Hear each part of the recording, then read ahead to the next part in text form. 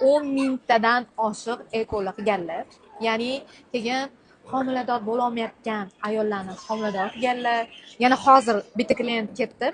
22 yildan beri homilador bo'lolmayotgan ayol homilador bo'ldi. Men juda ham xursand bo'ldim.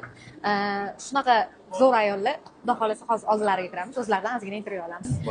Shahnozaga yana bir bor tabriklayman. Ikkinchi filialingiz bilan sizni shunaqa ham yaxshi ko'raman. Butun xalq bilsin deyman, sizni tanisin deyman. Toshkentdagi, ya'ni O'zbekistondagi deb gapirsam bo'ladi. Yagona ekoni boshlagan ayollardan birisiz. Keyin bitta narsaga hayron qolaman. Nimaga narxli xalq bor?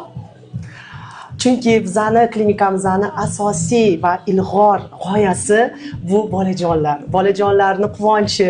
Ayniqsa o'sha oilada bolajon ko'p yillar buni orzu qilgan oilada bolajon kelsa dunyoga, uni quvonchi umuman narx haqida o'ylamaslikka sabab bo'ladi. Chunki biz bolalarni juda yaxshi ko'ramiz.